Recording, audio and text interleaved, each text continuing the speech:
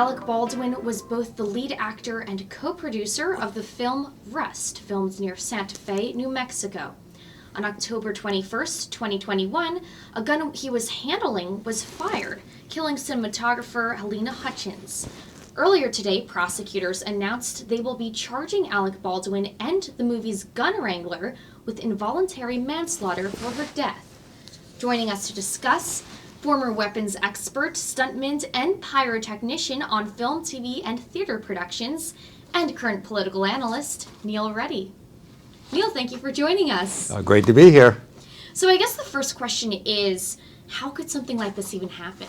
Yeah, how could it happen? We had a real, it really couldn't have. We had a real bullet in a real gun on a movie set, and there's a whole series of protocols to keep this from happening.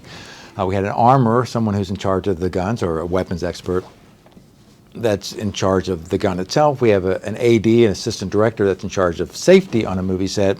Neither one of those did their job. We have an actor who, whether or not an actor should have known better we'll put that aside, but we had a producer who's in charge of hiring competent people. So every one of those things broke down, and what it wound up happening was a real bullet was in a real gun. It was aimed at a real person. A finger was on the trigger of the gun, a gun that was being used in a rehearsal, but normally you wouldn't do that anyway, and then somebody was killed. So it really was like a perfect storm of everything that could have went wrong, but also everything that went wrong was completely predictable. This wasn't like a meteor came and hit someone on a movie set. This was an armorer, someone in charge of the guns, dropping the guns off a set and leaving. This was an assistant director in charge of safety, just allowing that to happen. This was an actor who was also a producer on the set, seeing incompetent people all around them and just being like, it's fine. How it could happen is just a whole bunch of people didn't do their jobs. So in this case, who's most to blame? Here's a dirty little secret of the film industry, which we don't tell actors to their face, but I'm telling you, everyone on the crew, the way we look at actors, we just assume they're idiots. So, and even if they're not idiots, we don't hate them, but it's just like the idea is you can't trust them with stuff. And you shouldn't. If I'm shooting you in a movie, it's not your job to make sure the light is right. It's not your job to make sure there's film in the camera. It's not your job to make sure the guns are safe. In a perfect world, you know the rules of basic gun safety, but that's not your job to know it. It's nice if you know it.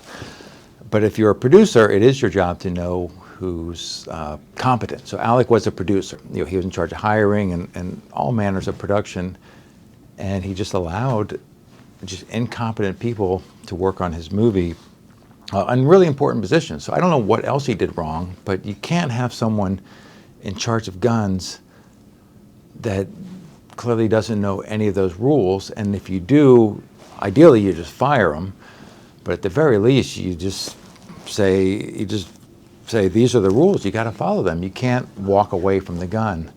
And then all of that aside, like I said before, there was a real bullet.